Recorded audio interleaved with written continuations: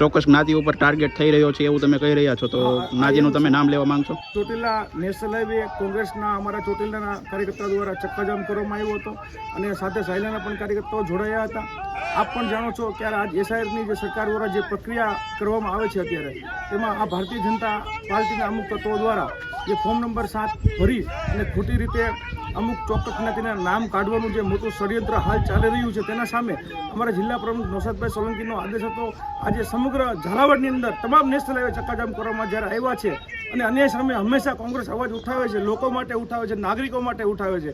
હાલ સ્થાનિક સ્વરાજ્યની ચૂંટણીઓ જ્યારે આવી રહી છે ત્યારે એન કેન પ્રકારે ક્યાંક ને ક્યાંક હારવાના સંકેતો હોય, ચોક્કસ જ્ઞાતિ ધર્મને નોખા પાડી અને વેરઝેરની ભાવનાથી હાલ જે ષડયંત્ર ચાલી રહ્યું છે, એના પાસે અમારી માંગણી છે સરકાર પાસે, રાજ્યપાલશ્રી પાસે અને સીએમ પાસે કે ભાઈ આ જે ષડયંત્રકારો છે એને ખુલ્લા પાડવામાં આવે અને ફોર્મ નંબર 7ની અંદર કઈ અપેક્ષા લોકો ફોર્મ ભર્યા છે તો એની ચોક્કસ તપાસ થાય અને એના વિરુદ્ધમાં કાર્યવાહી થાય. તેના માટે અમારી માંગણી હતી. અન્ય સામે હંમેશા કોંગ્રેસ પાર્ટીનો એક સૈનિક અવાજ ઉઠાવવા માટે તત્પર છે. એના આજના કાર્યક્રમની અંદર અમારા તમામ આગેવાનો દ્વારા ચોટીલા નેશનલ હાઈવેને ચક્કાજામ કરવામાં આવ્યો હતો અને હાલ પોલીસ દ્વારા અમારી અટકાયત કરી છે.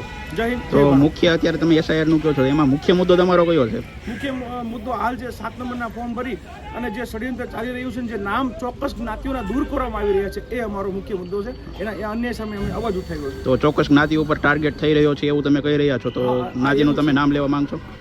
એમાં અલગ અલગ ઘણી બધી જ્ઞાતિ છે. આપણે કોંગ્રેસ પક્ષ તમામ જ્ઞાતિના ધર્મને સાથે લઈને ચાલનારો છે, જેથી કરીને અમુક ચોક્કસ જ્ઞાતિમાં ટિપ્પણી ન કરી શકાય, પણ એ તપાસનો વિષય છે, એ અમારી માંગણી છે.